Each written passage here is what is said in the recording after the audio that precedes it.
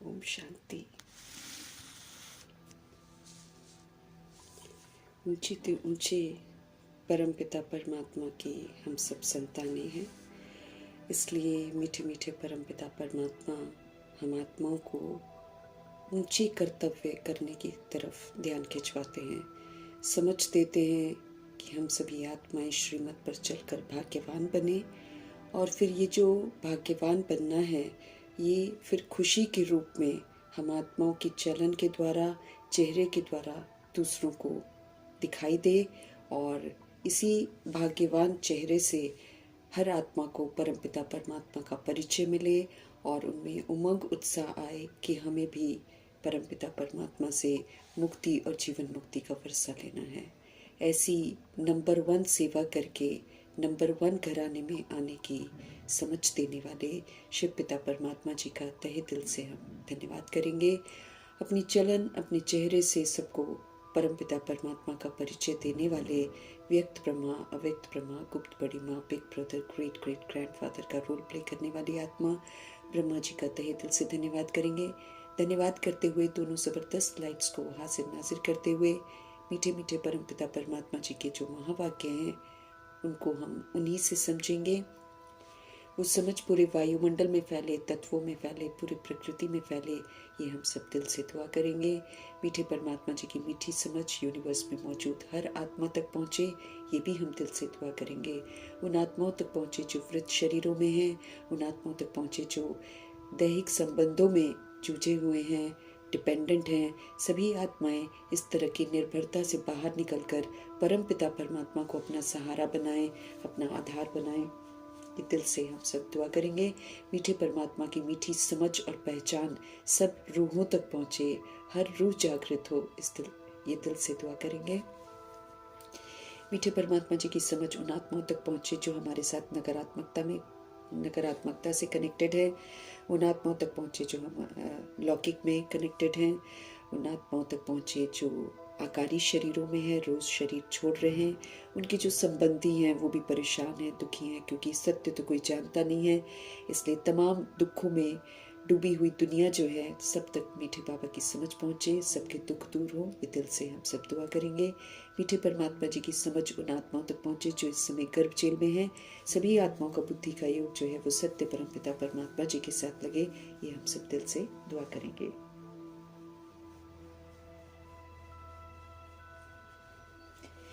मीठे मीठे शिव बाबा की जो समझ है उन आत्मा तक पहुँचे जो हॉस्पिटलों में पीड़ित अवस्था में है, घरों में पीड़ित अवस्था में है। सभी आत्माओं का बुद्धि का योग परमपिता परमात्मा जी के साथ लगे, ये दिल से दुआ करेंगे। उन आत्माओं तक मीठे बाबा की समझ पहुँचे जो प्राकृतिक आपदाओं के शिकार हैं, उन आत्माओं तक मीठे बाबा की समझ पहुँचे जो तंत्र मंत्र के प्रकोप में है, अलबेली बन गई हैं। उन आत्माओं तक प्रभु जी की समझ पहुँचे जो दैहिक हिंसाओं के शिकार हैं, जो प्राकृतिक आपदाओं के शिकार हैं। उन आत्माओं तक मीठे बाबा की समझ पहुँचे जो वाम मार्ग में चली गई हैं और जो वाम मार्ग में जाने की तैयारी कर रही हैं। सभी को अपवित्रता से वैराग आए, पवित्रता का आकर्षण हो, दिल से दुआ करेंगे। प्रभु जी की समझ उन आत्माओं तक पहुँचे जो कुमार कुमारियों के शरीरों में है, जो छोटे शरीरों में है। कोई भी मायावी आकर्षण में ना आए, सब प्रभु आकर्षण में रहें, ये दिल से हम सब दुआ करेंगे। मीठे बाबा जी की समझ उन आत्माओं तक पहुँचे जो अपनी संस्था बनाकर बैठे हैं, खुद भी गुमराह हैं, दूसरों को भी गुमराह कर रहे हैं। मीठे बाबा जी की समझ उन आत्माओं तक पहुँचे जो भिन्न भिन्न सत्ताओं में, भिन्न भिन्न मठ पंथों में, भिन्न भिन्न वर्गों में बटी हुई हैं। सभी आत्माओं का बुद्धि का योग परमपिता परमात्मा जी के साथ लगे। सब तक प्रभु जी की समझ पहुँचे, उन आत्माओं तक प्रभु जी की समझ पहुँचे जो इस समय वैश्या और गणिकाएं बन गए हैं, देह के धंधे कर रहे हैं, जो उनसे धंधे करवा रहे हैं। सबको गंदगी से वैराग आए, हर आत्मा परमात्मा से जुड़े, दिल से दुआ करेंगे। पवित्रता के सागर की खुशबू उन आत्माओं तक पहुँचे जो यादव गौरव यवन बन गए हैं।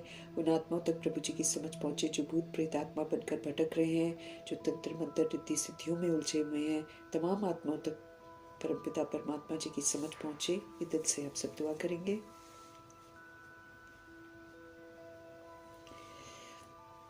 उन आत्मा तक प्रभु जी की समझ पहुँचे जो अंग तस्करियाँ कर रहे हैं, जो ह्यूमन फ्लैश, एनिमल फ्लैश खा रहे हैं, जो विकार से एकदम ग्रसित हो गए हैं, तमाम आत्माओं तक मीठे बाबा की समझ पहुंचे। उन जगहों पर प्रभु जी की समझ पहुंचे जहां अभी तक प्रभु जी की समझ पहुंची नहीं है, और अगर पहुंची भी है तो लोग सुनना ही नहीं चाहते हैं। उन तमाम आत्माओं में जागृति आए, मीठे परमात्मा जी की मीठी समझ की खुशबू सब तरफ पहुंचे। सबका बुद्धि का योग देह से हटकर परमपिता परमात्मा जी के साथ लगे। उन आत्माओं तक मीठे बाबा की समझ पहुंचे जो नशों में धुत है। अब सब तरह के नशों से मुक्त होकर सबको ईश्वरीय नशा चढ़ जाए, रूहानी नशा चढ़ जाए। ये दिल से हम सब दुआ करेंगे। सुप्रीम रूह की सुप्रीम बातें जो हैं वो चारों तरफ फैल जाए, ये दिल से हम सब दुआ करेंगे। अपने लिए भी दुआ करेंगे कि परमपिता परमात्मा जी की समझ को यथार्थ बुद्धि में रखते हुए सारा दिन हम जागृत अवस्था में रहें और धारणा करें। प्रभु जी की जो आशाएं हैं हम आत्माओं से, उन आशाओं को हम जरूर पूरा करें। हम यज्ञ रक्षक जरूर बने। इन्हीं दुआओं से हम देखेंगे आज हमारे परमपिता परमात्मा हम आत्माओं को किस विधि से नवीनता को धारण करने की समझ देते हैं। मीठे मीठे बाबा बोले, मीठे बच्चे तुम ईश्वरीय संप्रदाय हो, तुम ईश्वरीय संप्रदाय हो, तुम ज्ञान सूर्य, तुम्हें तो ज्ञान सूर्य बाप मिला है। अभी तुम जागे हो तो दूसरों को भी जगाओ, है ना। अब ये अंतिम दौर चल रहा है जहां पर लोग हमसे वाणी के द्वारा नहीं सुनना चाहेंगे। उसके लिए बाबा हमको कहते हैं कि तुम पहले तो सारे जो भाग्य बनाने की विधियां हैं उसको तुम अपनाओ। जब तुम वो अपनाओगे, जब तुम खजानों को सफल करोगे, जमा करोगे, तो वो आपका भाग्यवान बनना जो है वो आपके चलन में दिखाई देगा, वो आपके चेहरे से दिखाई देगा। आप संपन्न और संपूर्ण दिखाई देंगे, आप खुशनुमा दिखाई देंगे। अब इस विधि से आत्माओं को जगाना है ताकि उन आत्माओं का बुद्धि का योग भी परमात्मा से लगे और उन्हें भी ये मन में आए कि मुझे भी वर्षा लेना है। ये वाली सेवा करने की विधि बाबा बताते हैं, जो कि अभी के समय के प्रमाण चाहिए। बिना देखे कोई भी परमात्मा की तरफ नहीं आएगा। जब तक वो हम आत्माओं में परिवर्तन नहीं देखेगा, जब तक वो आत्माएं हम आत्माओं को हमेशा खुश नहीं देखेंगी, भरपूर नहीं देखेंगी, भाग्यवान के रूप में नहीं देखेंगे, तब तक वो तो भगवान के बारे में सुनेंगी ही नहीं।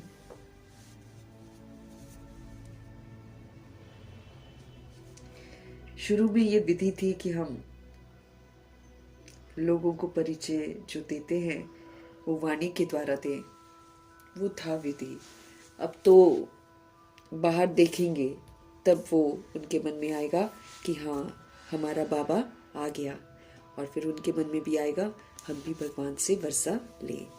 तो इस बार शिवरात्रि में बाबा ने, शिव जयंती में बाबा ने हमसे यही सौगात मांगी है,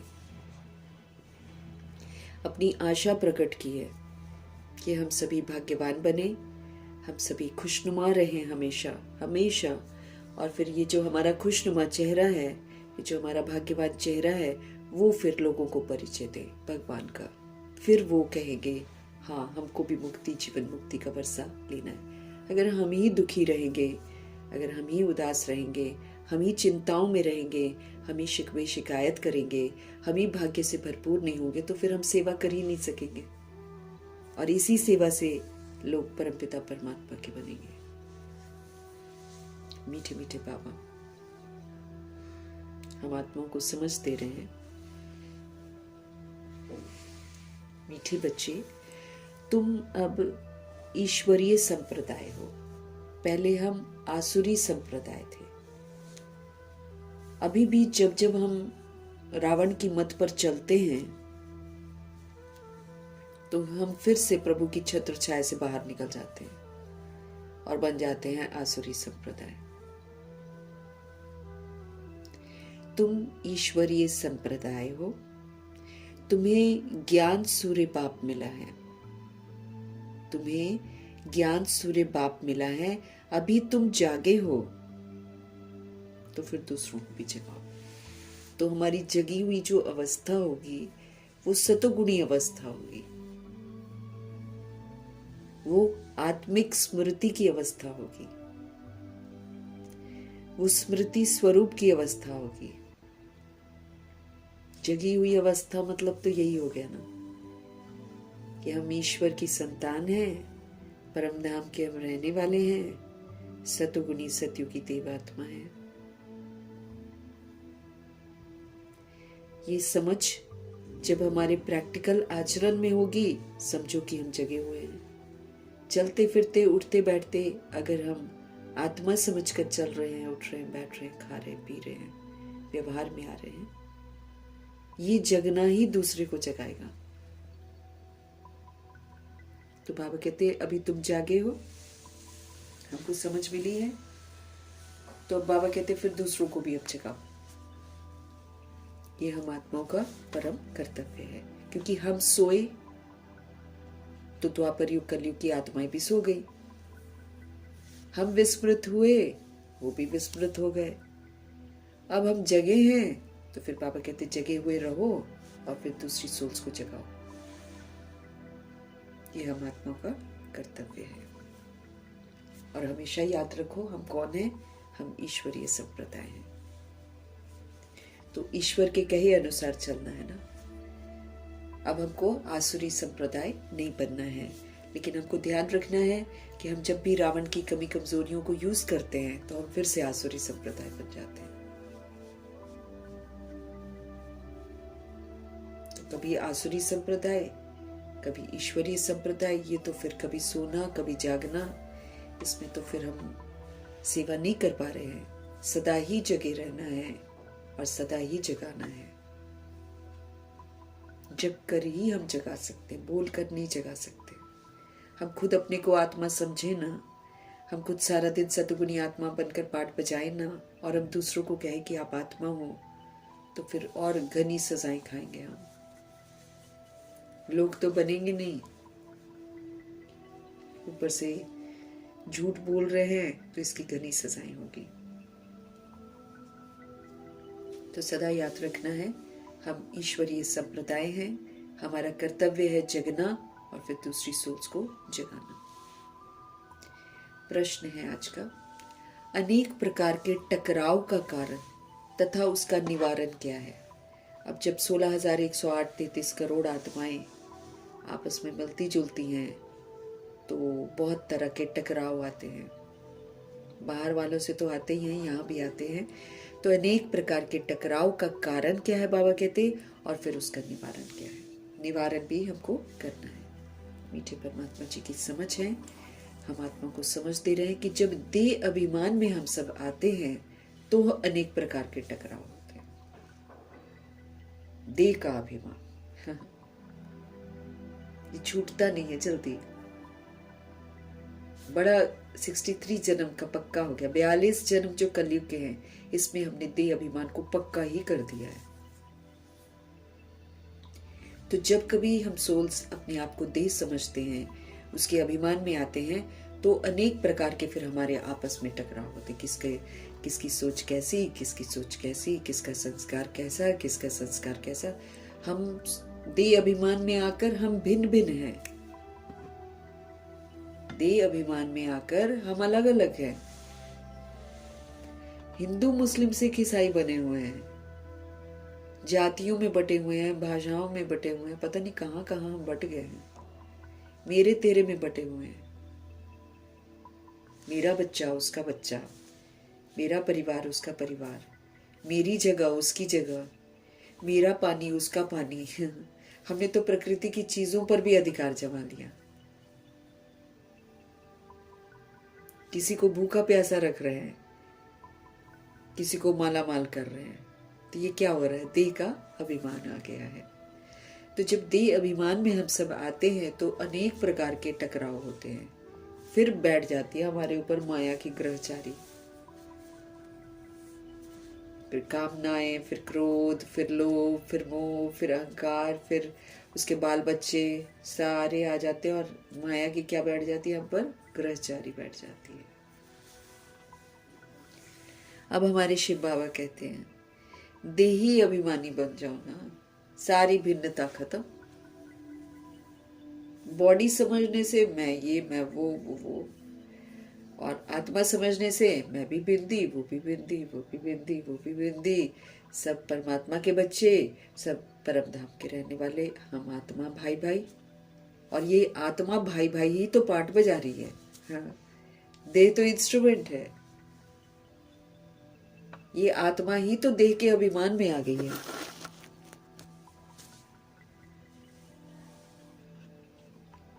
तो जब भी हम देह अभिमान में आते हैं हम आपस में टकराते हैं। देही अभिमानी बनो, आत्म अभिमानी बनो। मैं आत्मा परमात्मा का बच्चा, परम धाम निवासी सतोगुणी आत्मा हूँ।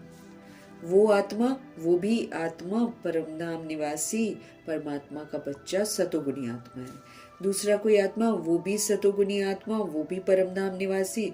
बिंदी में देखना है हमको सबको, क्योंकि असलियत वही है। हाँ।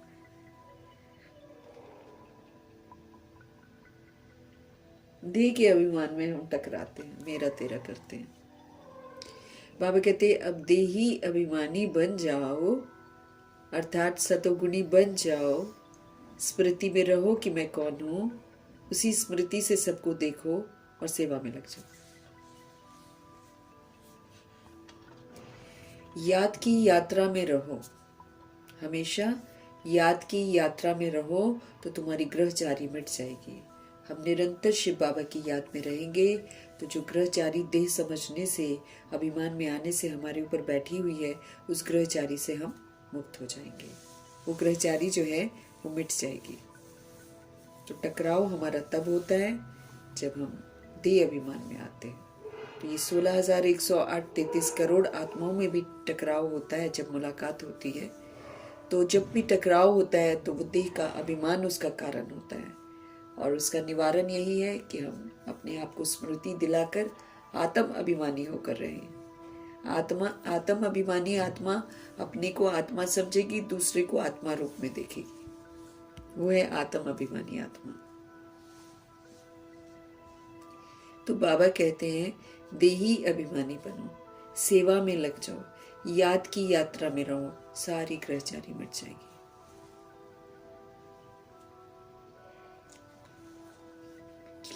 सारी ग्रहचारी मिट जाएगी हमारी।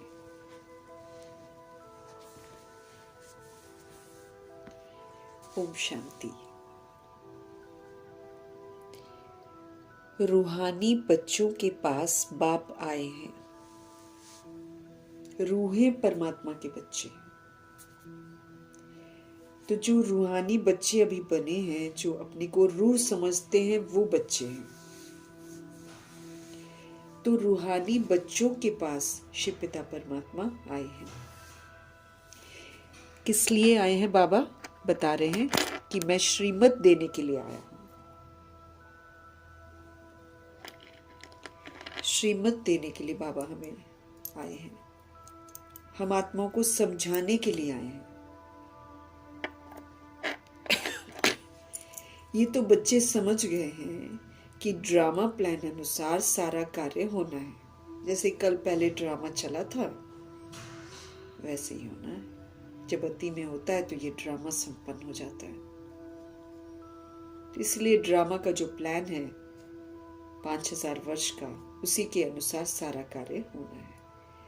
बाकी समय बाबा रोज मुरली में बता रहे हैं थोड़ा रहा है।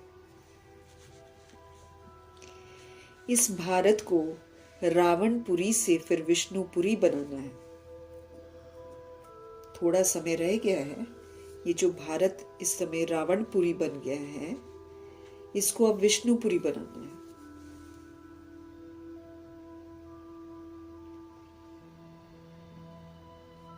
अब बाप जो है हमारे, वो भी है गुप्त। अब बाप भी है गुप्त, पढ़ाई भी है गुप्त। हमारे बाबा दिखाई थोड़ी दे रहे हैं किसी को थोड़ी पता चल रहा है हम ईश्वरीय पढ़ाई पढ़ रहे हैं ऊंच मर्तबा लेने के लिए। तो सब आत्माएं भी जो हैं, हमको थोड़ी पता है कौन कितना पढ़ रहा है। तो गुप्त परमपिता परमात्मा गुप्त आकर, किसी को पता नहीं चल रहे हैं, पढ़ाई चल रही है और हर आत्मा अपना गुप्त पुरुषार्थ कर रही है ना। 4 तरह के पुरुषार्थी कल बाबा बता रहे थे ना। एक तीव्र पुरुषार्थी, फिर पुरुषार्थी, फिर गुप्त पुरुषार्थी और एक ढीले ढाले पुरुषार्थी। 4 तरह के पुरुषार्थी बच्चे हैं इस समय। तो बाबा कह रहे हैं इस भारत को रावणपुरी से फिर से, बाबा कहते हैं इसको विष्णुपुरी बनाना है। कल पहले भी ये विष्णुपुरी बनाया था, अभी फिर ये रावणपुरी बन गया, अभी फिर से इसको विष्णुपुरी बनाना है। हमारे बाबा भी गुप्त, पढ़ाई भी गुप्त, सेंटर्स तो बहुत है, छोटे बड़े गांव में छोटे बड़े सेंटर्स हैं और बच्चे भी बहुत हैं। अब बच्चों ने चैलेंज तो दी है और लिखना भी है कि जब कोई लिटरेचर बनाना है तो उसमें लिखना है कि हम इस अपनी भारत भूमि को स्वर्ग बनाकर छोड़ेंगे। तुमको भी अपनी भारत भूमि बहुत प्रिय है क्योंकि तुम जानते हो ये भारत ही स्वर्ग था। इनको 5000 वर्ष हुए हैं। भारत बहुत शानदार था, इनको स्वर्ग कहा जाता था। तो ब्रह्मा मुख वंशावली को ही नॉलेज है। जब हम बाबा को एक्सेप्ट करते हैं, ब्रह्मा जी के मुख से ज्ञान सुना हुआ जो है ना, वो ज्ञान सुन के जब हम प्रतिज्ञा करते हैं कि हाँ हम पवित्र रहेंगे, तब हम ब्रह्मा मुख वंशावली बनते हैं। तो तुम ब्रह्मा मुख वंशावली को ही नॉलेज है। इस भारत को श्रीमत पर हमको स्वर्ग तो जरूर बनाना है। हमको अब समझ मिली है भगवान से, तो समझ मिलने के बाद हम समझते हैं कि ये जो भारत है इसको श्रीमत पर हमको स्वर्ग तो जरूर बनाना है। हमें सभी को रास्ता बताना है, क्योंकि हर शरीर में आत्मा जो मौजूद है, जो शरीर को चला रही है, वो परमात्मा का बच्चा है।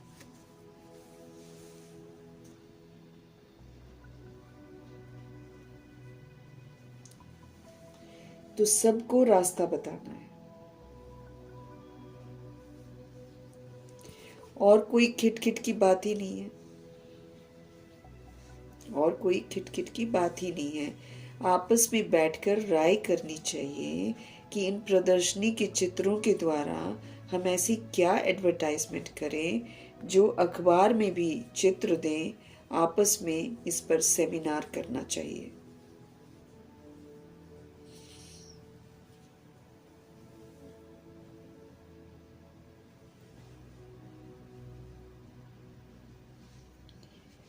सबको रास्ता बताना है और कोई खिटखिट की बात ही नहीं है, बाबा कहते हैं।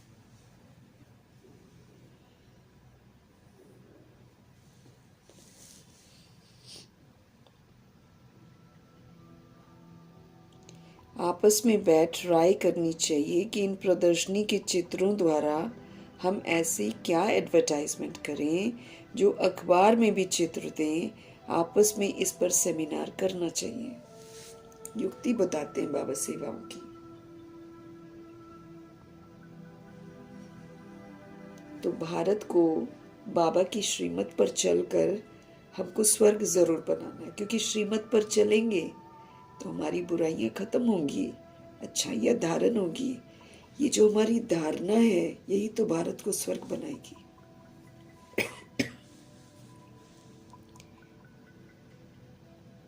सबको रास्ता बताना है और कोई खिटखिट की बात ही नहीं है।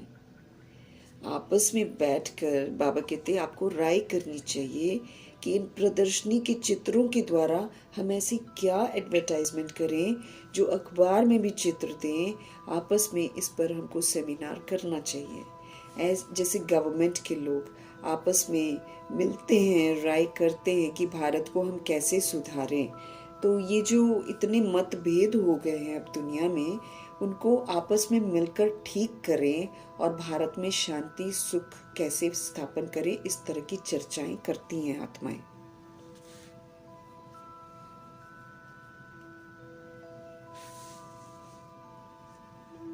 जब अब्दुल कलाम जी या मतलब शुरू के जो थे वो लोग करते थे ऐसी चर्चाएं कि कैसे इसको मिलकर ठीक करें अहिंसक विधि से ना। अब तो हिंसाओं की विधि से इसको ठीक करने की प्लानिंग हो रही है। भगवान हमको अहिंसक विधि बताते हैं। बाबा कहते हैं उस गवर्नमेंट का भी पुरुषार्थ चलता है, दुनिया वाली गवर्नमेंट का। ये जो इतने मतभेद हो गए हैं उनको आपस में मिलकर ठीक करें, भारत में शांति सुख कैसे स्थापन करें, उस गवर्नमेंट का भी पुरुषार्थ चलता है। तुम भी पांडव गवर्नमेंट का ही हुई हो। ईश्वरीय गवर्नमेंट भी बोलते हैं, फिर जब ईश्वर की श्रीमत को अमल में लाते हैं तो फिर पांडव गवर्नमेंट भी बोला जाता है। तो बाबा कह रहे हैं कि तुम भी पांडव गवर्नमेंट का ही हुई हो। ये बड़ी ईश्वरीय गवर्नमेंट है। इसको वास्तव में कहा ही जाता है पावन ईश्वरीय गवर्नमेंट। यूं तो पांडव गवर्नमेंट कहते हैं, लेकिन एक्चुअली ये ईश्वरीय गवर्नमेंट है, जिसको फिर बाबा टाइटल दे रहे हैं कि वास्तव में इसको कहा जाता है पावन ईश्वरीय गवर्नमेंट। पतित पावन बाप ही पतित बच्चों को बैठ पावन दुनिया का मालिक बनाते हैं। पतित पावन बाप ही पतित बच्चों को बैठ पावन दुनिया का मालिक बनाते हैं। हम सभी पतित बन जाते हैं, फिर हमारे पतित पावन शिव पिता परमात्मा हम आत्माओं को पावन दुनिया का मालिक बनाते हैं। ये बच्चे ही जानते हैं। मुख्य है ही भारत का आदि सनातन देवी देवता धर्म। ये भी बच्चे जानते हैं। ये है रुद्र ज्ञान यज्ञ। ये भी रुद्र भगवान जी और फिर बाबा कौन सा यज्ञ रचते हैं? ज्ञान का यज्ञ। ये समझ का यज्ञ है। इसमें हम तप करके अपनी कमी कमजोरियों को स्वाहा करते हैं। ये स्थूल नहीं है, इसमें अग्नि वगैरह नहीं वो करते हैं, लेकिन बाबा कहते हैं कि ये ज्ञान है, ये समझ हमको मिलती है। समझ से फिर हम स्वाहा करते हैं बुराइयों को।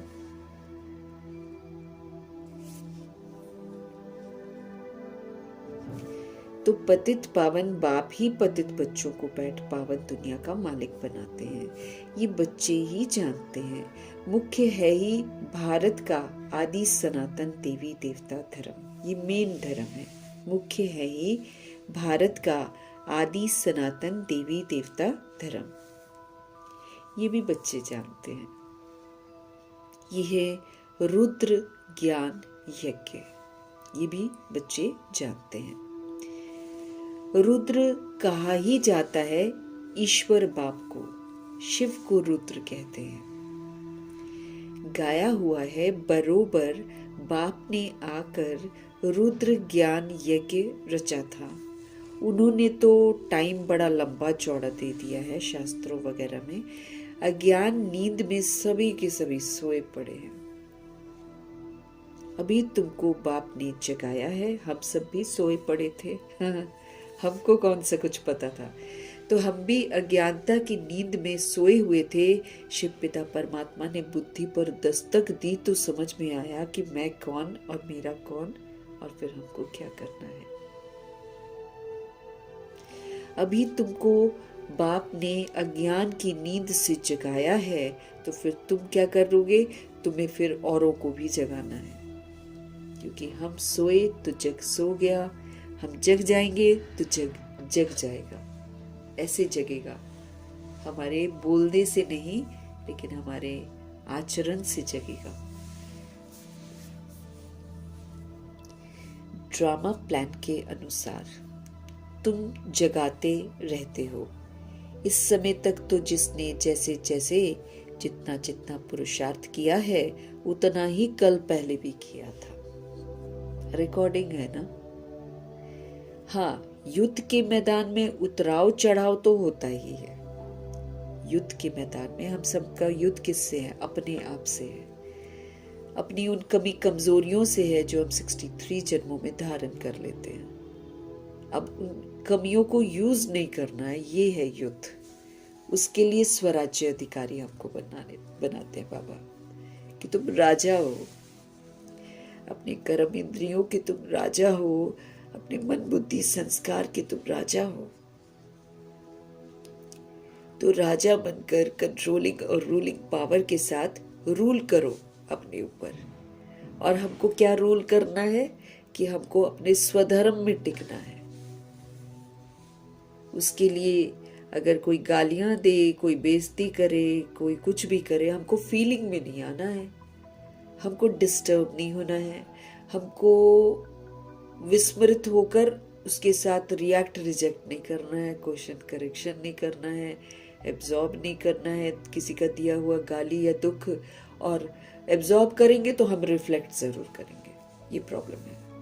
अगर हमने किसी का दिया हुआ दुख अंदर ले लिया ना, तो हम दुख का वाइब्रेशन उसको रिटर्न जरूर करेंगे। वो फिर मेरा क्या हो गया? उसके साथ फिर बंधन बंध गया। अब भगवान हमको समझ देते हैं कि विस्मृत होकर हम सारे एक दूसरे के बंधनों में बंध गए हैं। अब हमको बनना है निर्बंधन। तो निर्बंधन बनने की विधि बाबा यही बताते हैं कि अपने को आत्मा समझो, अगले को भी आत्मा समझो, और सबको सतोगुणी स्वरूप में देखो और सतोगुणी सहयोग दो। वो कुछ भी करे, कोई कुछ भी करे,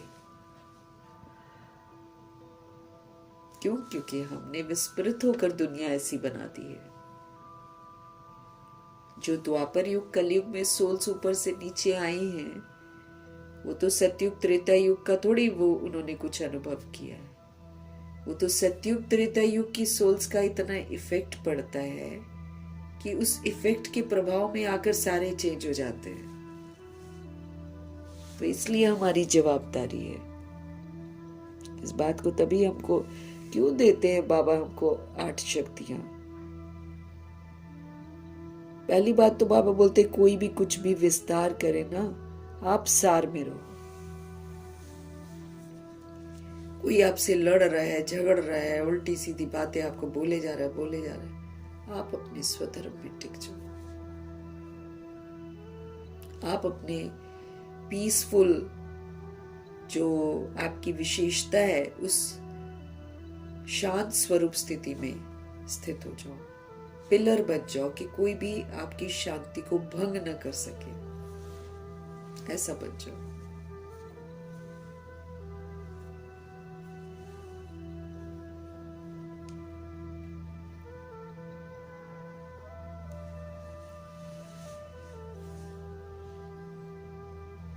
है ना? तो जैसा जैसा हमने और जितना जितना पुरुषार्थ किया होगा ना, उतना ही कल पहले भी किया था। हाँ, युद्ध के मैदान में क्या होता है? उतराव चढ़ाव तो होता ही है।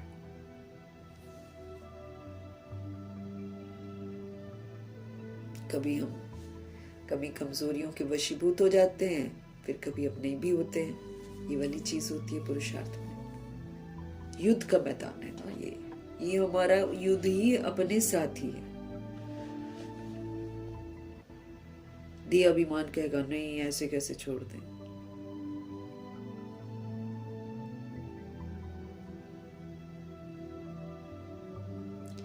तो युद्ध के मैदान में उतराव चढ़ाव तो बाबा कहते होता ही है।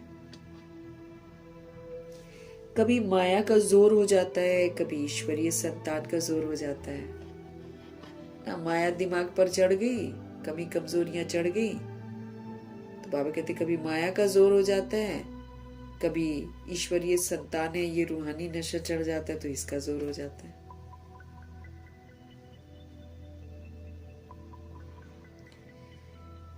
कभी कभी सर्विस बड़ी अच्छी तेजी से चलती है, कभी कहां कहां बच्चों में माया के विघ्न भी पड़ जाते हैं। माया एकदम बेहोशी कर देती है, भुलवाई दे देती है कि हम आत्मा है, परमात्मा के बच्चे, मतलब भुलवा देती है कि मैं कौन हूं, मेरा कौन है और मुझे क्या करना है।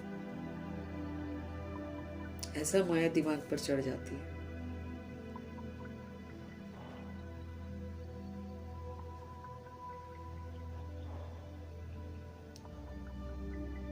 माया एकदम बेहोश कर देती है।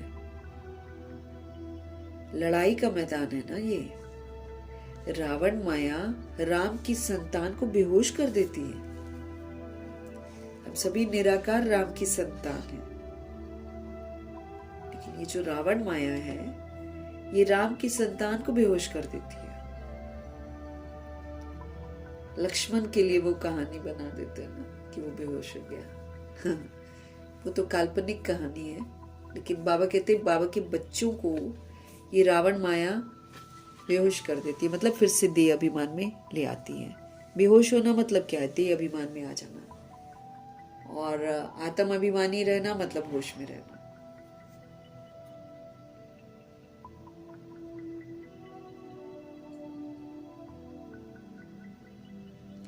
तो रावण माया जो है ये राम की संतान को बेहोश कर देती है। लक्ष्मण के लिए भी कहानी है ना। तुम कहते हो सब मनुष्य कुंभकर्ण की नींद में सोए हुए हैं। हम सभी आत्माएं हैं ना। तुम कहते हो कि सब मनुष्य जो है कुंभकर्ण की नींद में सोए हुए हैं। हम लोग को कुंभकर्ण की नींद से बाबा जगाते हैं। अभी भी देखो पूरा जगते नहीं है ना। पूरा जिस दिन जग जाएंगे स्मृति स्वरूप नष्ट मोह बच जाएंगे।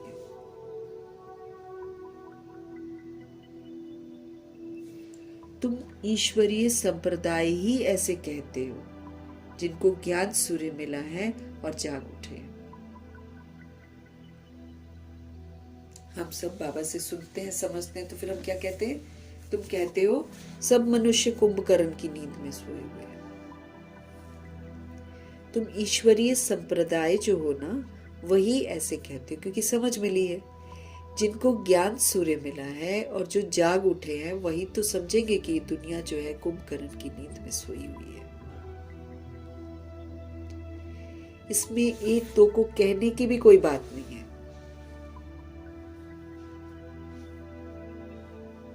इसमें एक दो को कहने की भी कोई बात नहीं है। तुम जानते हो बरोबर हम ईश्वरीय संप्रदाय जागे हैं। तुम जानते हो बरोबर हम ईश्वरीय संप्रदाय जो हैं हम जागे हैं। बाकी दूसरे जितने न सब सोए हुए हैं।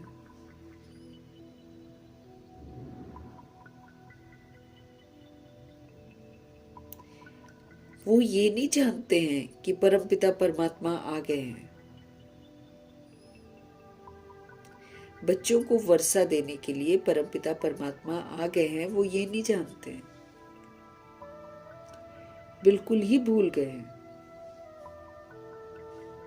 बाप भारत में ही आते हैं, आकर भारत को स्वर्ग का मालिक बनाते हैं। बाप भारत में ही आते हैं और फिर आकर क्या करते हैं? स्वर्ग का मालिक बनाते हैं भारत को। इसमें कोई संशय ही नहीं है। परमपिता परमात्मा का जन्म जो है वो भी यहाँ पर ही होता है, भारत में ही होता है। इसलिए तो यहाँ पर शिव जयंती मनाते हैं। जरूर कुछ होता है तभी तो यादगार बनते हैं।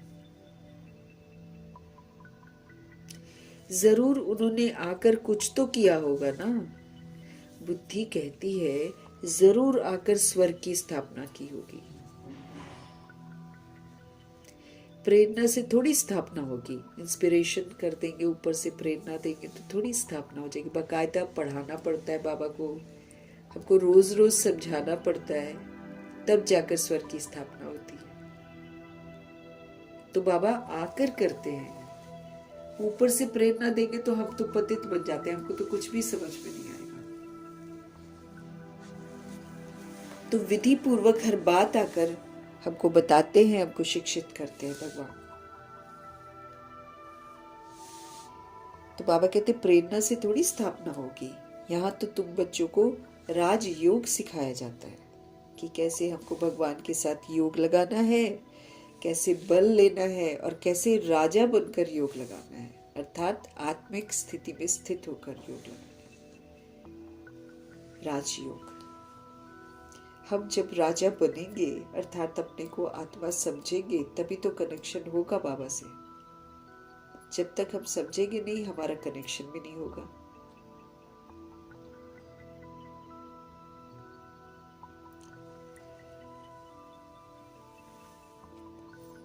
यहाँ तो तुम बच्चों को राजयोग सिखाया जाता है। यहाँ तो आपको याद की यात्रा समझाई जाती है, कैसे यात्रा पर हमको रहना है, कैसे एक परमात्मा को ही याद करना है। प्रेरणा से कोई आवाज होता ही नहीं है। समझते हैं शंकर की भी प्रेरणा होती है, तब ये यादव जो है ना मुसल आदि बनाते हैं, ऐसा वो लोग कर देते हैं। लेकिन एक्चुअली शंकर तो ब्रह्मा जी हैं। वो तो स्मृति स्वरूप नष्ट मोहा एक परमात्मा की लगन में मगन है।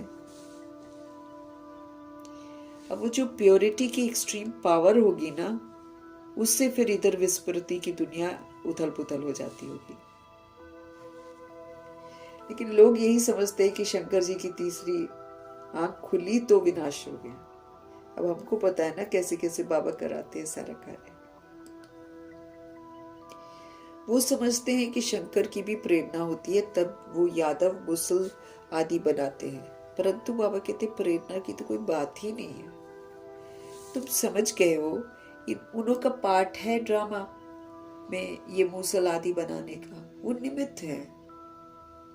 जैसे आपकी जो सत्ता है वो उलट पुलट कर रही है क्योंकि वो निमित्त है उसके लिए, उन्होंने करना ही है ऐसा, निमित्त है बोलो। तो तुम समझ गए हो कि उन्हों का तो पार्ट ही है ड्रामा में, ये मूसल आदि बनाने का, बॉम्ब्स वगैरह बनाने का। प्रेरणा की बात थोड़ी है कि कोई शंकर जी उनको प्रेर रहे हैं कि तुम बनाओ।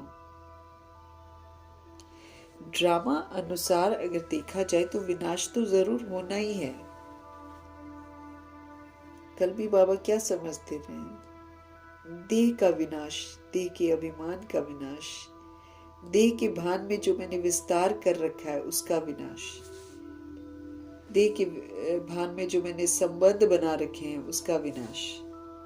मतलब जो दिखाई दे रही है बॉडियां वो सारे विनाश हो जाएंगी, और जो रूह है वो पवित्र बनकर, आत्म अभिमानी बनकर घर वापस चली जाएगी, है ना। बाबा कहते हैं ड्रामा अनुसार अगर देखा जाए तो अति के बाद अंत होता ही है, तो ड्रामा अनुसार विनाश तो जरूर होना ही है। गाया हुआ है कि महाभारत लड़ाई में मूसल काम आए, ऐसा बोलते हैं लोग कि महाभारत में मूसल काम आए, मीन्स बॉम्ब्स वगैरह का। तो जो पास्ट हो गया है वो फिर रिपीट होगा, पहले भी ऐसे ही हुआ था, अब भी वैसे ही होगा। खेल है ना ये, इसमें रूहें थोड़ी मरती हैं। ये तो हम देह अभिमान में सब चीजों को बांधने की कोशिश करते हैं और मैं और मेरा करते हैं, तो देह के अभिमान में हम करते हैं ऐसा, वरना तो है ही नहीं किसी का कुछ भी। ये तो जो सोल्स जाती हैं बॉडी छोड़कर, वो हमको समझ देकर जाती हैं। श्राद्ध भी कहते हैं, बाबा के घर में समझ मिलती है कि श्राद्ध भी जो होते हैं वो इसलिए नहीं होते कि हम उनके लिए उनके नाम पर रोटियां खिला दें, किसी ब्राह्मण को कुछ खिला दें, उसके लिए थोड़ी होता है। ये तो रिमाइंडर है हम आत्माओं के लिए कि हम सभी को ऐसे ही जाना होता है, रिमाइंडर है। दुनिया में तो लोग बस ये कर दिया, ब्राह्मणों को खिला दिया, जी चलो ये कर दिया वो कर दिया, ऐसे करते हैं। अपने लिए शिक्षा नहीं लेते कि भाई अगला नंबर हमारा भी है, क्योंकि शमशान घाट पे भी जाते हैं ना, सामने लिखा है अगली बारी आपकी है लिखा होता है सामने, तब भी नहीं इंसान जगता है। फिर आएगा वापस घर अपनी दुनिया में, वही फिर चोरी डकैती लालच और मोह माया, फिर उसमें उलझ जाता है। जबकि जाने वाला संदेश देकर जाता है कि ऐसे ही जाना होता है। कुछ नहीं लेकर जा सकते, न रिश्तों को लेकर जा सकते हैं, न अपनी देह को साथ ले जा सकते हैं, न प्रॉपर्टी को ले जा सकते, तो न पैसा ले जा सकते, कुछ भी नहीं ले जा सकते। एक तिनका तक आत्मा नहीं ले जा पाती है, कर्म लेकर जाती है बस।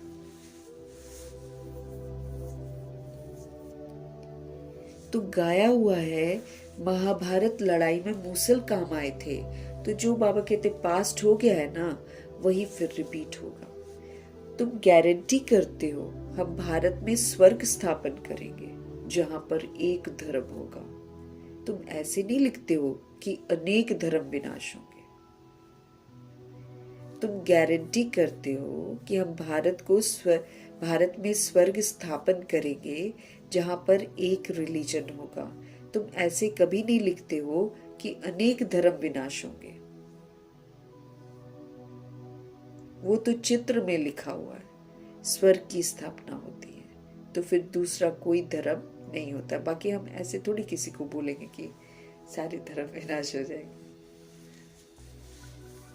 स्वर्ग की स्थापना होती है ना, तो दूसरा कोई धर्म नहीं होता है। अभी तुमको समझ में आता है सबसे बड़ा पाठ किसका है? हमारे शिव बाबा का, फिर ब्रह्मा का और विष्णु का। ब्रह्मा सो विष्णु, ब्रह्मा जी ही विष्णु बनते हैं, विष्णु सो ब्रह्मा। ये तो बड़ी गुह्य बातें हैं जिसको यथार्थ रीति हमको समझना है।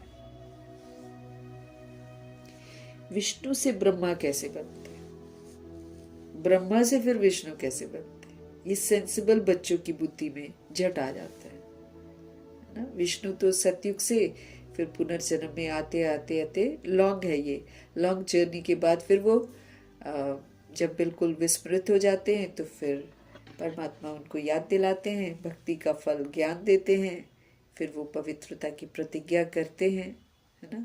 तो फिर बाबा उनका नाम ब्रह्मा रखते हैं। ये है लॉन्ग जर्नी।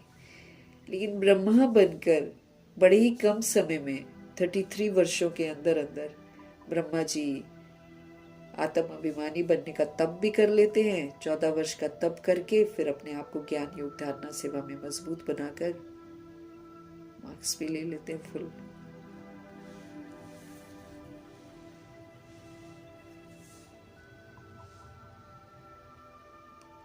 विष्णु से ब्रह्मा कैसे बनते, फिर ब्रह्मा से फिर विष्णु कैसे बनते, ये शॉर्ट टाइम में बनते ब्रह्मा से विष्णु। ये सेंसिबल बच्चों की बुद्धि में झट आ जाता है। भगवान हमको भी सेंसिबल बनाते हैं ना, तो हम जितना उस समझ को साथ में रखते हैं उतना हम सेंसिबल कहलाएंगे। दैवी संप्रदाय तो बनते ही है ना, ईश्वरीय संप्रदाय का बनकर फिर हम दैवी संप्रदाय का बनते हैं। ईश्वरीय कायदों से चलते हैं, ईश्वरीय श्रीमत से चलते हैं, तो हमारे में सत्यता दिव्यता सारी आ जाती है।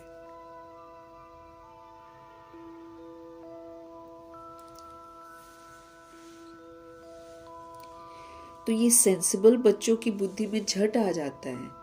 दैवी संप्रदाय तो बनते ही हैं, एक की बात नहीं है।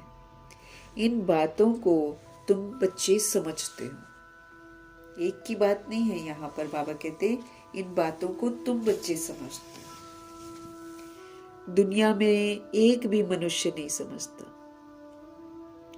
भल लक्ष्मी नारायण व विष्णु की पूजा करते हैं, परंतु उनको बाबा कहते ये पता ही नहीं है कि विष्णु के ही 2 रूप लक्ष्मी नारायण जी हैं।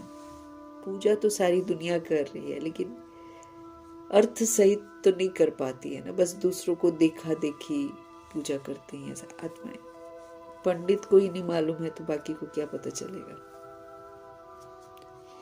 बाबा कहते उनको ये पता ही नहीं है कि विष्णु के ही 2 रूप लक्ष्मी नारायण हैं, जो नई दुनिया में राज्य करते हैं। बाकी 4 भुजा वाला कोई मनुष्य थोड़ी होता है। ये सूक्ष्म वतन में एम ऑब्जेक्ट दिखलाते हैं। बाबा वहां पर बनाते ना ब्रह्मापुरी, विष्णुपुरी और शिवपुरी, ये तो एम ऑब्जेक्ट है। बाबा कहते विष्णु, इसलिए एम ऑब्जेक्ट खड़ी होती है, ब्रह्मा जी बैठे होते तप कर रहे होते हैं, और उधर शंकर जी भी बैठे हुए दिखाते हैं। स्थापना और विनाश, है ना, वो स्थापना समझ की और विनाश बेसमझी का वो करते हैं, और फिर लक्ष्य को खड़ा रखा हुआ है ताकि लक्ष्य पर पूरा ध्यान जाए। तो बाबा कहते विष्णु तो लक्ष्य है, वहां पर ना एम ऑब्जेक्ट है। ब्रह्मा जी को एम ऑब्जेक्ट मिला था ना कि आपको ऐसा बनना है। बाकी चार भुजा वाला कोई मनुष्य नहीं होता है। ये सूक्ष्म वतन में एम ऑब्जेक्ट दिखलाते हैं, प्रवृत्ति मार्ग का। ये सारे वर्ल्ड की हिस्ट्री ज्योग्राफी कैसे चक्र लगाती है कोई भी नहीं जानता। बाबा कहते हैं बाप को ही नहीं जानते हैं तो बाप की रचना को कैसे जान सकते। बाप ही रचना के आदि मध्य अंत का नॉलेज बताते हैं। शिव बाबा ही आकर हमको आदि मध्य अंत की नॉलेज बताते हैं। ऋषि मुनि भी कहते थे हम नहीं जानते हैं। बाप को जान जाए तो रचना के आदि मध्य अंत को भी जान जाए। अगर बाप को जान जाए तो फिर रचना के भी आदि मध्य अंत को भी जान जाए। बाप कहते हैं मैं एक ही बार आकर तुम बच्चों को भी सारी नॉलेज समझाता हूं। बाप कहते हैं मैं एक ही बार आकर तुम बच्चों को भी सारी नॉलेज समझाता हूं, फिर आता ही नहीं हूं। पूरा कल्प नहीं आता हूं, बस एक बार आता हूं, बार बार नहीं आते बाबा। बाप कहते हैं मैं एक ही बार आकर नॉलेज समझाता हूं, फिर मैं नहीं आता हूं। तो रचता और रचना के आदि मध्य अंत को जाने ही कैसे फिर।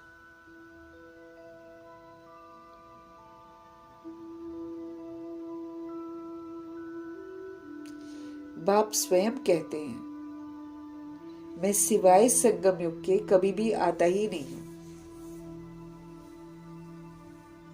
बाप खुद कहते हैं मैं सिवाय संगम युग के कभी आता ही नहीं हूं। मुझे बुलाते भी संगम पर ही हैं।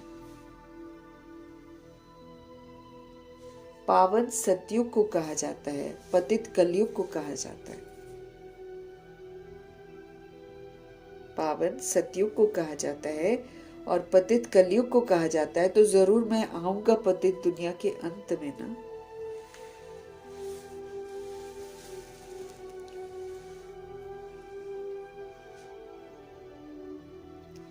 तो पावन सतयुग को कहा जाता है, पतित कलयुग को कहा जाता है। तो जरूर मैं आऊंगा पतित दुनिया के अंत में ना। कलयुग के अंत में आकर पतित से पावन बनाते हैं बाबा। सतयुग आदि में पावन है, ये तो सहज बात है। मनुष्य कुछ भी समझ नहीं सकते कि पतित पावन बाप कब आएंगे। बुद्धि बंद हो जाती है ना। भक्ति इस कदर अंदर घुस जाती है, दुनिया की कहानियां इस कदर घुस जाती हैं कि ये जो ना सत्य ये समझ में ही नहीं आता। तो मनुष्य कुछ भी समझ नहीं सकते कि पतित पावन बाप कब आएंगे। अभी तो कलयुग का अंत कहेंगे। अगर कहते हैं कलयुग में अचून 40,000 वर्ष पड़े हैं तो फिर और कितना पतित बनेंगे। हाँ, इतने तो बन गए हैं। खुलेआम पतितपना अब चल रहा है। अभी बोलेंगे 40,000 और वर्ष हैं। इमेजिन ही नहीं कर सकते। अभी जहर खा रहे हैं हम लोग। पानी दूषित, फ्रूट दूषित, अनाज दूषित, सब में जहर है।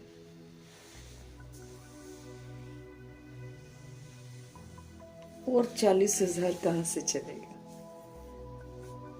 और कितना पतित बनेंगे बाबा कहते हैं। और 40,000 बोलते भी हैं तो क्या वो 40,000 जीवित रहेंगे? 40,000 वर्ष जीवित रहेंगे? बुद्धि नहीं काम करती है ना। रावण की मत पर चलकर बुद्धि भ्रष्ट बन जाती है। कितना दुख होगा, बाबा कहते हैं। सुख तो होगा ही नहीं, कुछ भी मालूम न होने के कारण बिल्कुल ही घोर अंधियारे में है। कुछ भी मालूम न होने के कारण बिल्कुल ही घोर अंधियारे में है। तुम समझ सकते हो, कुछ भी मालूम न होने के कारण बिल्कुल ही घोर अंधियारे में है।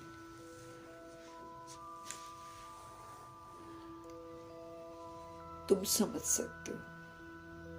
तो बच्चों को आपस में मिलना है,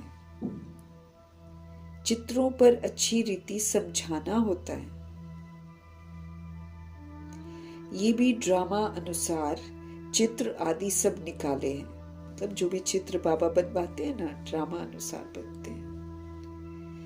बच्चे समझते हैं जो समय पास होता है हूबहू वो ड्रामा चलता रहता है। समझना है कि भाई ड्रामा में ये सीन था जो हुआ, हूबहू ड्रामा चलता रहता है। बच्चों की अवस्थाएं भी कभी नीचे कभी ऊपर होती रहेंगी। बच्चों की अवस्थाएं भी कभी नीचे कभी ऊपर होती रहेंगी। बड़ी समझने की बातें। बाबा कहते कभी कभी ग्रहचारी आकर बैठती है तो उनको मिटाने के लिए कितने प्रयत्न करते हैं। पंडितों के पास जाएंगे, फिर मुंदरियां वगैरह भी पहनती हैं आत्माएं, और भी पूजा पाठ वगैरह वगैरह बहुत कुछ करते हैं। बाबा कहते कभी कभी ग्रहचारी आकर बैठती है तो उनको मिटाने के लिए कितने प्रयत्न करते हैं। अब हम आत्माओं पर भी ग्रहचारी बैठती है जब हम श्रीमत पर नहीं चलते हैं। फिर योग लगाओ, फिर ये भट्टी करो, इस तरह करना पड़ता है।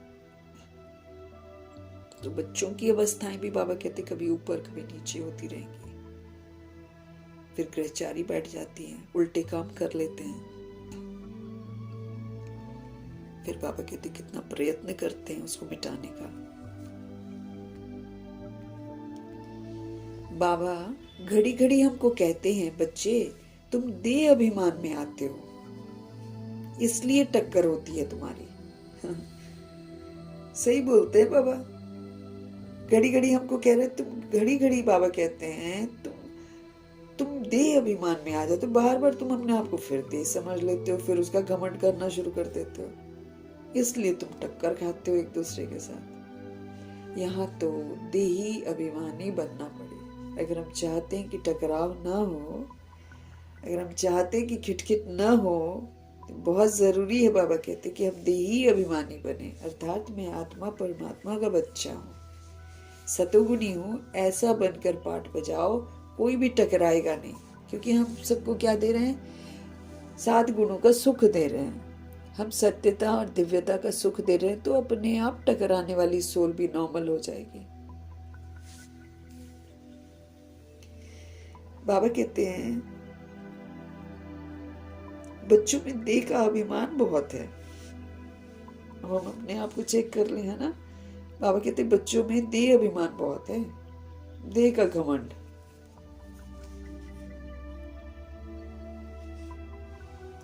तुम देही अभिमानी बनो ना, तब बाप की याद रहेगी, फिर सर्विस में भी उन्नति करते रहेंगे। बाबा हमको क्या बोल रहे हैं?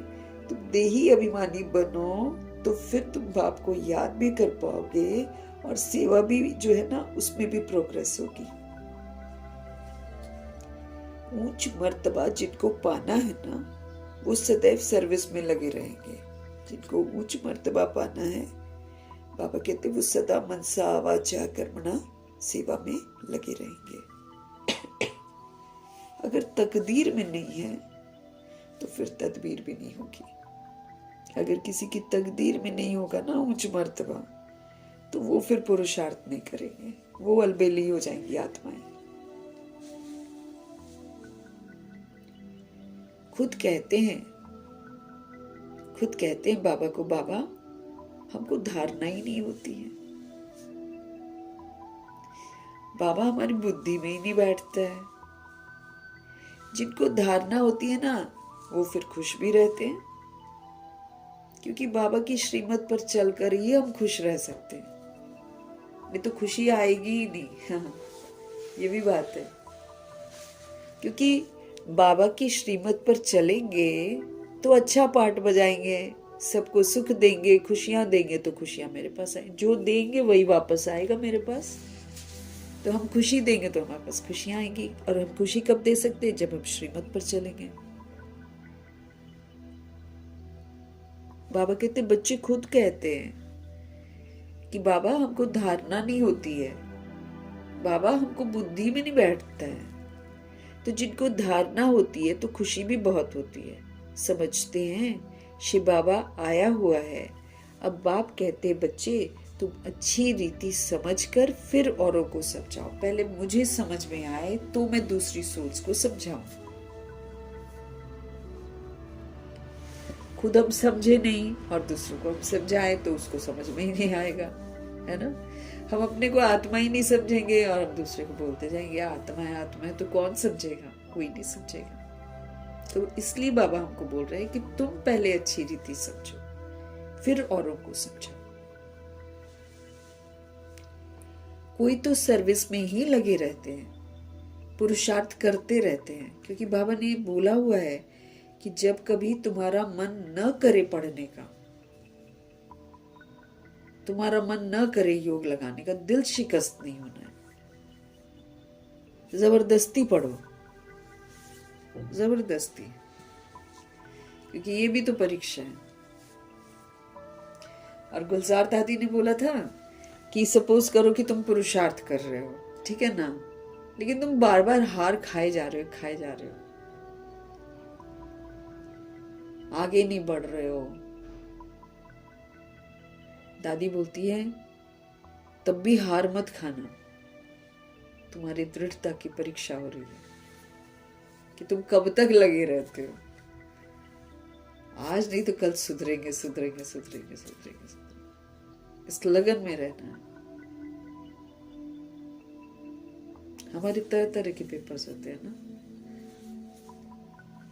तो बाबा कहते हैं कोई तो सर्विस में ही लगे रहते हैं, पुरुषार्थ करते ही रहते हैं। ये भी बच्चे जानते हैं जो सेकंड गुजरता है वो ड्रामा में नूंद है, फिर ऐसे ही रिपीट होगा। हाँ।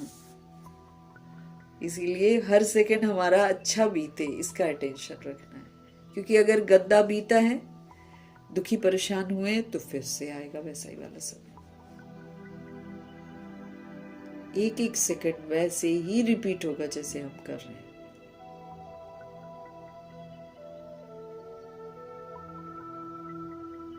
ये भी बच्चे जानते हैं कि जो सेकंड गुजरता है वो ड्रामा में फिक्स है, फिर ऐसे ही रिपीट होगा।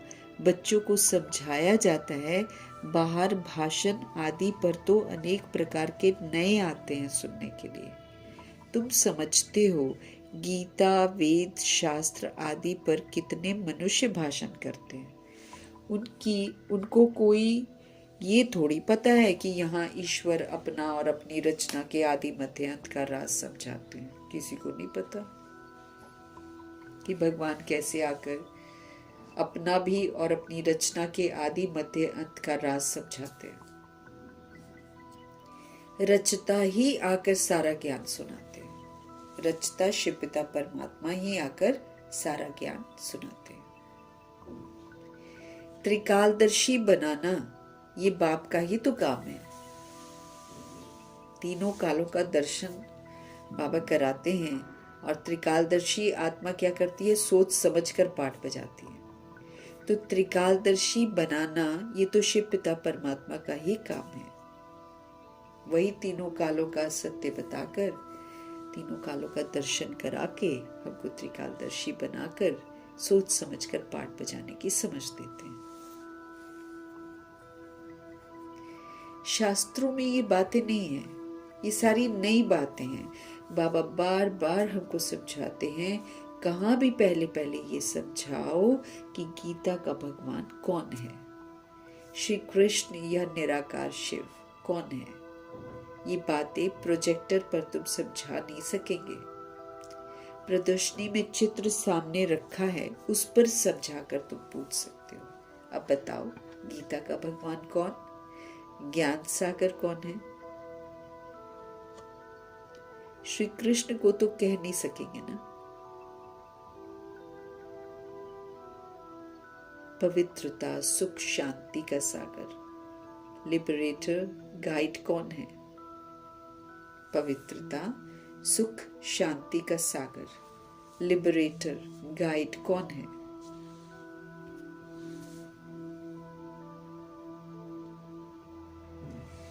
पहले पहले तो लिखाना चाहिए, फॉर्म भराना चाहिए, फिर सबसे सही लेनी चाहिए।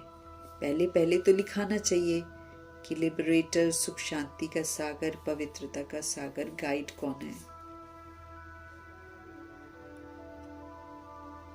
तो लिखाना भी चाहिए, फॉर्म भराना भी चाहिए, और फिर सबसे सही लेनी चाहिए, मतलब सिग्नेचर लेना चाहिए। फिर चिड़ियों की आवाज हुई। देखो कितना झगड़ती हैं है ना। डॉगी भी झगड़ते हैं, सब झगड़ने लग गए हैं। आजकल मैंने देखा गाय भी झगड़ती है। 4-5 गाय होंगी ना, उसमें एक होएगी मालिक, वही सबसे पहले खाएगी, दूसरे को खाने नहीं देगी। पिजन में भी देख लोगे, कोई एक उनमें हेड होता है, वो आ गया तो वही खाएगा सबसे पहले, दूसरों को नहीं खाने देगा। तो यहाँ पर भी चिड़ियों की आवाज आई होगी, तो बाबा ने कहा देखो कितना झगड़ती हैं। जो मनुष्य करता है उसका प्रभाव देखो कैसे पड़ता है। हम आत्माओं का प्रभाव दुनिया पर, पक्षियों पर, सब पर पड़ता है। इस समय सारी दुनिया में ही लड़ाई झगड़े,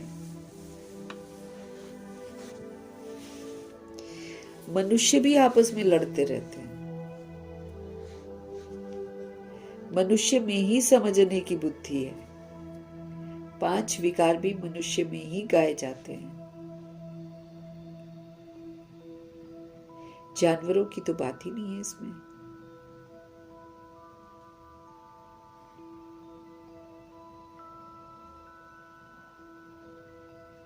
बाबा कहते हैं 5 विकार भी मनुष्य में ही गाए जाते हैं, जानवरों की तो बात ही नहीं है। ये है विशियस वर्ल्ड मनुष्यों के लिए ही कहा जाता है। ये विकारी दुनिया है।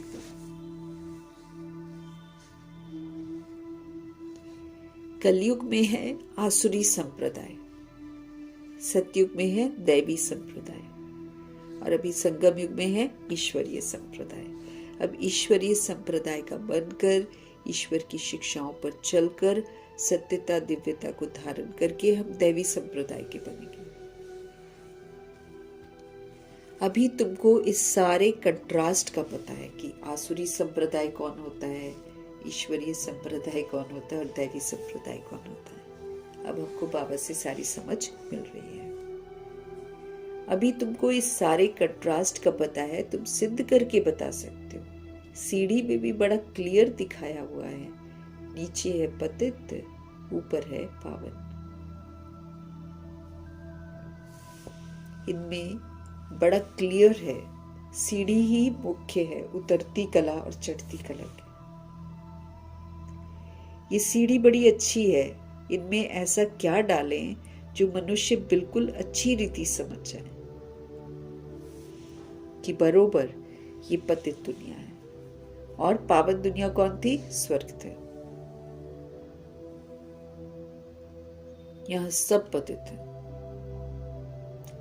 पावन एक भी हो नहीं सकता। यहाँ पतित दुनिया में एक भी पावन हो नहीं सकता।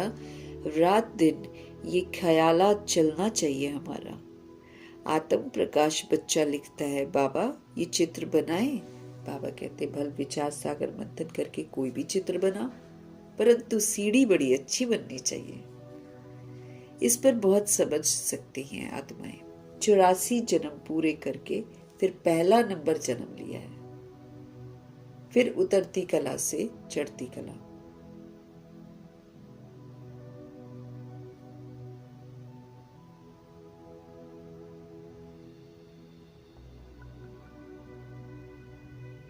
बाबा कहते हैं 84 जन्म पूरे करके फिर पहला नंबर जन्म लिया है, फिर उतरती कला से चढ़ती कला में जाना पड़े।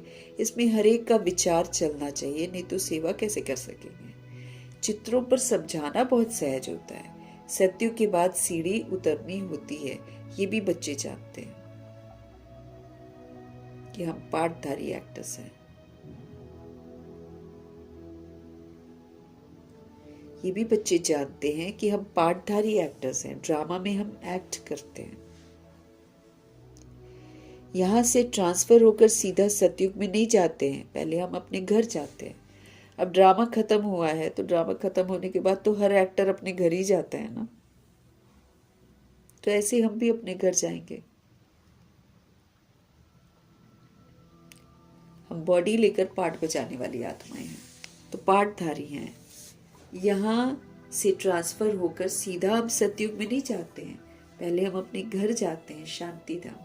हाँ, तुम्हारे में भी नंबरवार हैं जो अपने को पाठधारी समझते हैं। इस ड्रामा में दुनिया में ऐसा कोई कह ना सके कि हम पाठधारी, हम एक्टर्स हैं।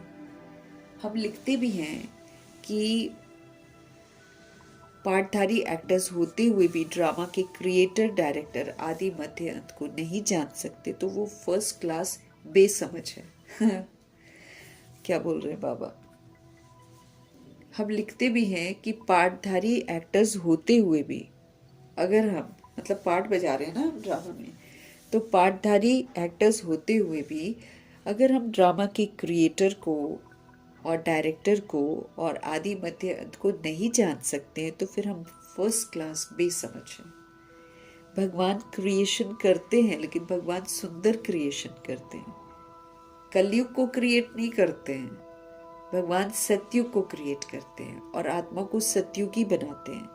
तो वो तो गोल्डन एजेड क्रिएशन करते हैं और उनके डायरेक्शन भी सारे ऊंचे ऊंचे हैं।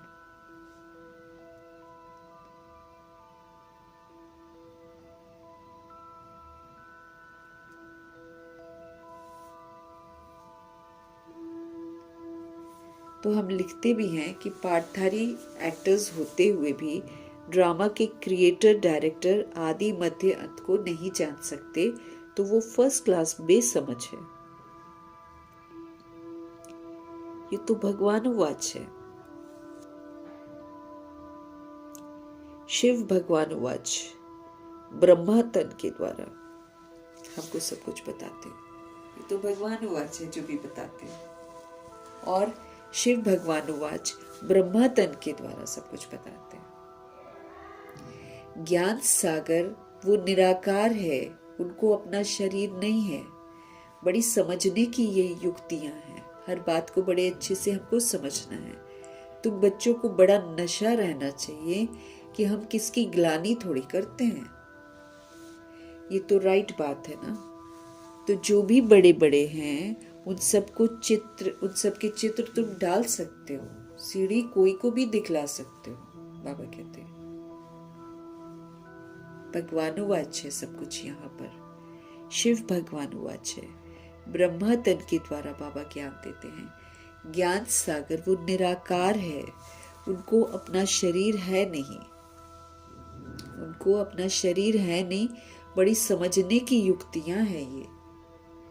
तुम बच्चों को बड़ा नशा रहना चाहिए कि हम किसकी ग्लानि थोड़ी करते हैं। ये तो राइट बात है ना। जो भी बड़े बड़े हैं उन सब के चित्र तुम डाल सकते हो, सीढ़ी कोई को भी दिखला सकते हो आप, बाबा कहते हैं। कोई को भी दिखला सकते हो आप सीढ़ी।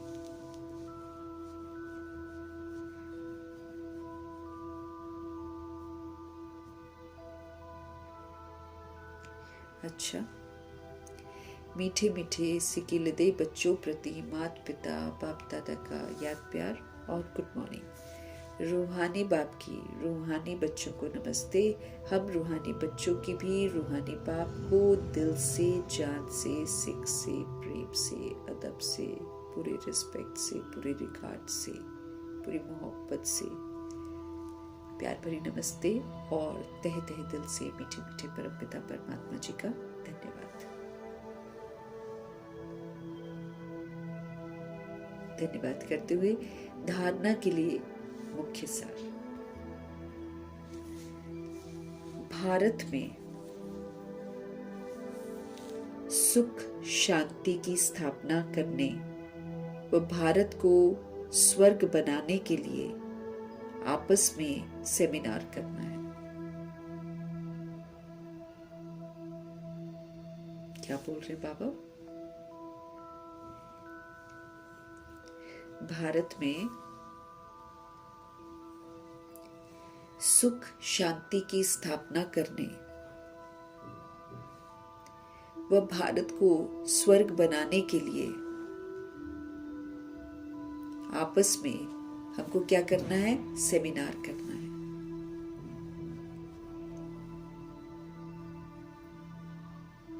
श्रीमत पर हमें भारत की ऐसी सेवा करनी है, श्रीमत पर करनी है हमको।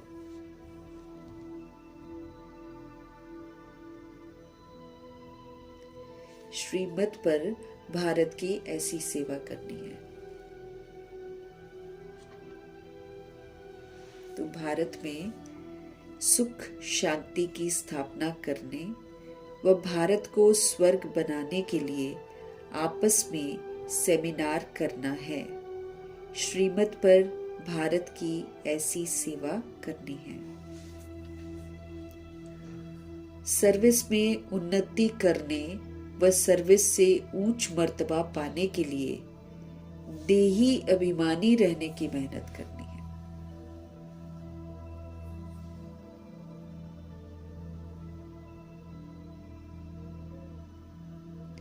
सर्विस में बाबा कहते हैं, सर्विस में उन्नति करने व सर्विस में ऊंच मर्तबा पाने के लिए देही अभिमानी रहने की मेहनत करनी है। ज्ञान का विचार सागर मंथन करना है।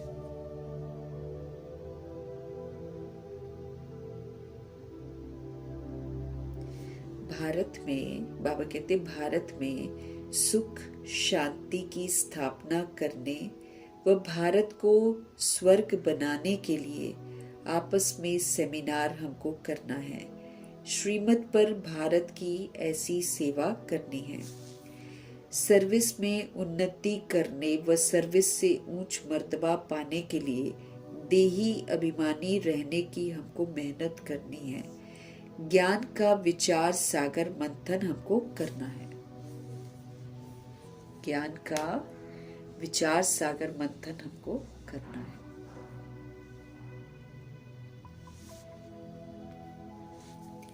सतगुरु जी का वरदान।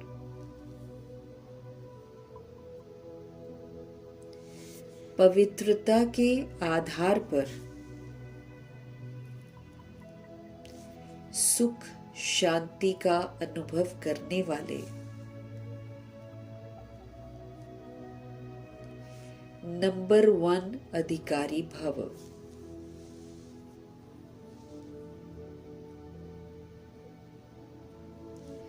पवित्रता के आधार पर सुख शांति का अनुभव करने वाले नंबर 1 अधिकारी भव।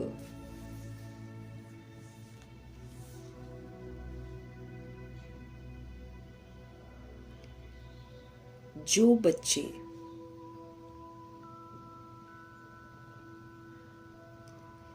पवित्रता की प्रतिज्ञा को सदा स्मृति में रखते हैं,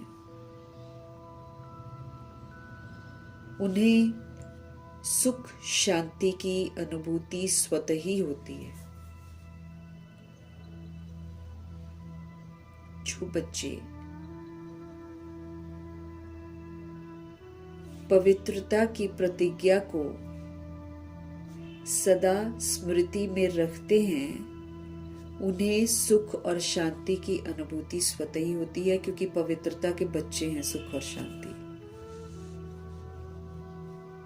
हमारी जिंदगी में जब सुख नहीं होता है या शांति की अनुभूति नहीं होती है, तो बाबा ने हमको क्या बोला है? फटाफट चेक करो अपनी पवित्रता को और पवित्रता कौन सी? मन की, वचन की, कर्म की। सारा वो जो संपूर्ण पवित्रता में पवित्रता का जिक्र है, उसमें से अगर एक भी खामी हमारे अंदर है तो हमारे जीवन में सुख भी नहीं है, शांति भी नहीं होने वाली है। इसलिए बाबा कहते हैं कि खाली वो ब्रह्मचर्य वाला नहीं है। तो जो बच्चे पवित्रता की प्रतिज्ञा को हमेशा स्मृति में रखते हैं, एक बाप दूसरा न कोई, ये पवित्रता है। इसके अतिरिक्त कुछ भी हमारा बुद्धि में आता है तो फिर हम अपवित्र होते हैं ना।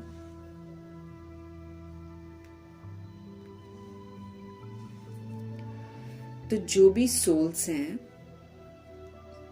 जो बच्चे पवित्रता की प्रतिज्ञा को सदा स्मृति में रखते हैं, उन्हें सुख शांति की अनुभूति स्वतः ही होती है।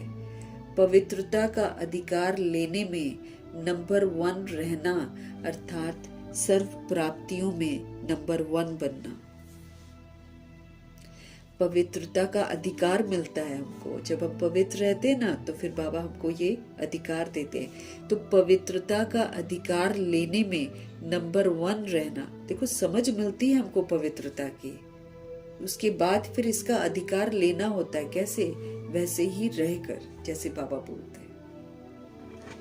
तो बाबा कहते हैं हमको पवित्रता का अधिकार लेने में नंबर 1 रहना, मतलब सर्व प्राप्तियों में नंबर 1 बनना। इसलिए पवित्रता के फाउंडेशन को कभी भी कमजोर नहीं करना है। हमको पवित्रता के फाउंडेशन को कभी भी कमजोर नहीं करना है। तभी लास्ट सो फास्ट हम जाएंगे।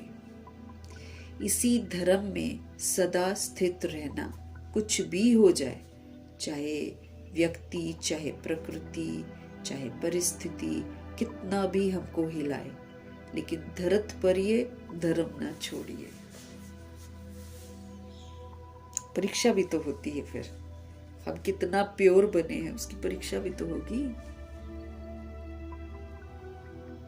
तो पवित्रता का अधिकार लेने में नंबर 1 रहना, माना सर्व प्राप्तियों में नंबर 1 बनना। इसलिए पवित्रता के फाउंडेशन को कभी भी हमें कमजोर नहीं करना है।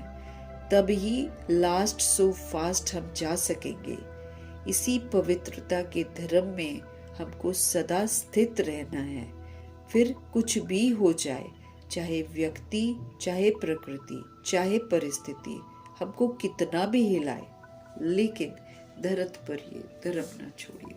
कभी भी पवित्रता को भंग नहीं होने देना है।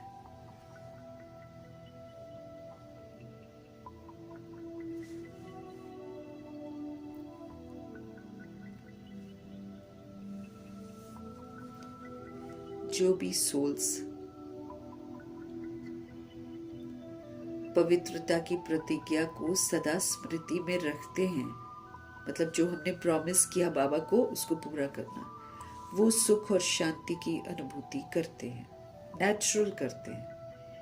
पवित्रता का अधिकार अगर हम चाहते हैं ऐसा वाला, तो फिर बाबा कहते हैं होने में नंबर 1 रहना, अर्थात सर्व प्राप्तियों में नंबर 1 बनना। सारी प्राप्तियां नंबर 1 होंगी अगर हम पवित्रता धारण करते हैं तो।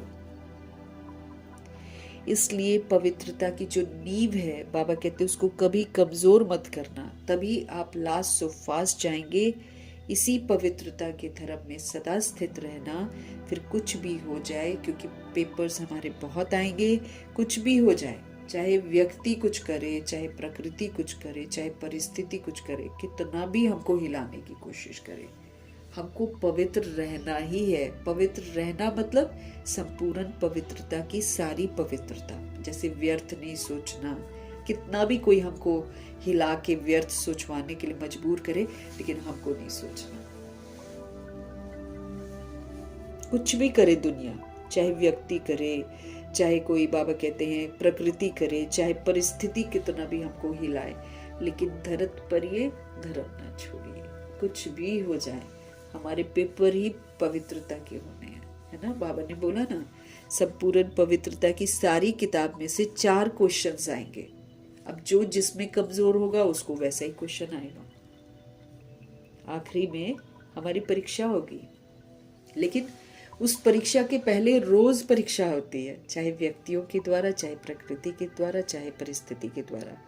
वो हिलाएंगे ताकि हम स्वधर्म के विपरीत जाएं, लेकिन हमको स्वधर्म में रहना है। धरत पर ये धर्म न छोड़िए, जान चली जाए लेकिन पवित्रता का धर्म नहीं छोड़ेंगे। ध्यान हमको जरूर रखना है, पवित्रता मीन्स पूरी किताब, संपूर्ण पवित्रता की, खाली ब्रह्मचर्य नहीं। वो भी ब्रह्मचर्य भी मनसा वाचा कर्मणा का ब्रह्मचर्य है। मनसा भी ब्रह्मचर्य होनी चाहिए, सब कुछ ब्रह्मचर्य वाला देखा जाएगा। स्लोगन, व्यर्थ दुनिया जो भी बोल रही है, जो भी कह रही है, जो भी करे, सब व्यर्थ है, सारा व्यर्थ है। भाग दौड़ व्यर्थ है। ये मेरा परिवार है, वो मेरा परिवार है, उसके लिए ये करना है, उसके लिए, सारा व्यर्थ है, सारा सब खत्म होना है। व्यर्थ से बाबा कहते इनोसेंट बनो तो सच्चे सच्चे सेंट बन जाएंगे। कुछ भी दुनियावी बात मेरी बुद्धि में नहीं होनी चाहिए, वेस्ट जो है। तो व्यर्थ से बाबा कहते मासूम बन जाओ, तो क्या बन जाएंगे? सच्चे सच्चे संत बन जाएंगे, सेंट बन जाएंगे। जो समर्थ बाप हमको बोलते हैं ना, वो समर्थ हमारी बुद्धि में रहना चाहिए बस, क्योंकि जो बाबा बोल रहे वही सत्य है।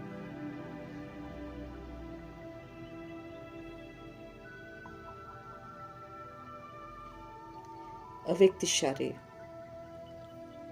एकता और विश्वास की विशेषता द्वारा सफलता से संपन्न बनो, बाबा कहते हैं। बाप दादा चाहते हैं कि हर बच्चा एक रस, एक परमात्मा से सारे रस ले, एक रस, निरंतर आगे बढ़ना, एक रस, श्रेष्ठ स्थिति के आसनधारी बने। कभी श्रेष्ठ, कभी लो, कभी श्रेष्ठ, ऐसे नहीं, एक रस आगे बढ़ते ही जाए, इम्प्रूवमेंट होती जाए। बाबा कहते अभी 1 सेकंड हुआ, उसका अगला 1 सेकंड इम्प्रूवमेंट होना चाहिए। बाबा कहते उसको बाबा एक रस बोलते हैं। एक रस मतलब ये नहीं कि एक ही जगह पर टिक के, निरंतर आगे बढ़ते जाना। तो बाप दादा चाहते हैं कि हर बच्चा जो है ना, एक रस, श्रेष्ठ स्थिति के आसनधारी, एकांतवासी, अशरीरी, एकता स्थापक, एक नामी, इकोनॉमी का अवतार बन जाए।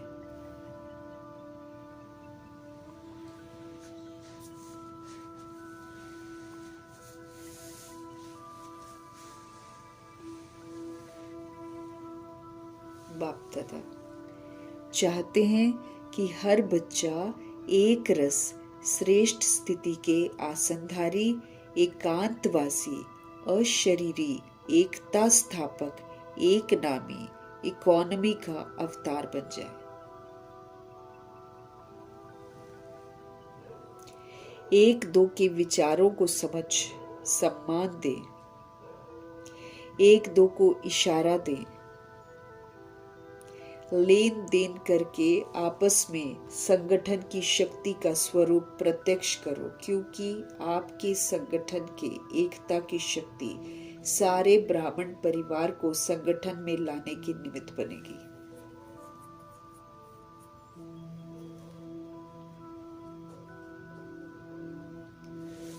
बाप दादा चाहते हैं कि हर बच्चा एक रस, श्रेष्ठ स्थिति के आसनधारी, एकांतवासी, अशरीरी, एकता स्थापक, एक नामी, इकोनॉमी का अवतार बने।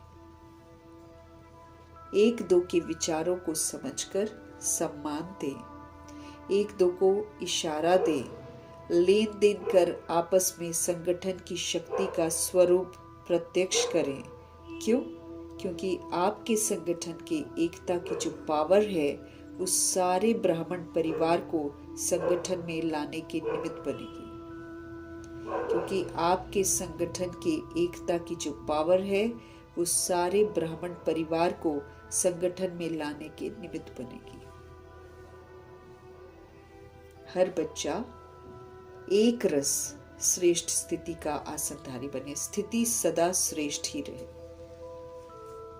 एकांतवासी एक परमात्मा की याद में, और शरीरी शरीर से अलग आत्मा हो, एकता स्थापक, सब जगह एकता स्थापन करनी है। एक नाम सिर्फ चित्त पर हमारे हो, शिव बाबा। इकोनॉमी, जितना भी समय श्वास संकल्प है, सबकी बचत करनी है, उसको राइटियस विधि से चलाना। इसका बाबा कहते अवतार बनो। फिर बाबा हमको समझ देते संगठन में एक दो के विचारों को समझो, सबके विचार अलग हैं, समझना है, सबको सम्मान देना है, कट नहीं करना किसी को भी, एक दो को इशारा देकर, लेन देन कर आपस में संगठन की शक्ति का स्वरूप प्रत्यक्ष करना है कि संगठन क्या होता है, संगठन की पावर क्या होती है। खिटपिट नहीं होनी चाहिए, क्योंकि बाबा कहते आपका जो संगठन है उसकी जो एकता की पावर होगी वही पूरे 16,108-33 करोड़ आत्माओं को संगठन में लाने के निमित्त बनेगी।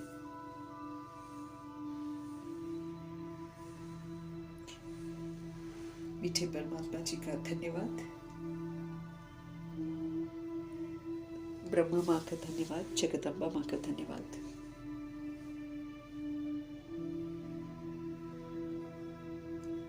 गुलजार दादी जी का धन्यवाद, अष्टरत्नों का धन्यवाद, नवग्रहों का धन्यवाद, एडवांस पार्टी की सारी सोल्स का धन्यवाद,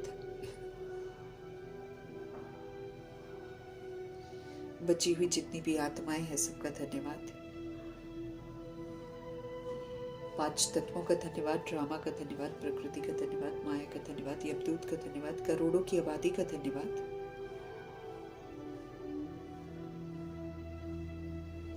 साथ में रहने वाली सोल्स का धन्यवाद, सहयोगी आत्माओं का धन्यवाद, अविनाशी खजानों का धन्यवाद, समय का धन्यवाद,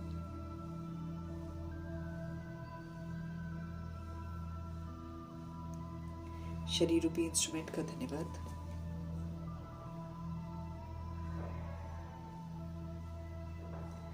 आप सभी सोल्स का धन्यवाद,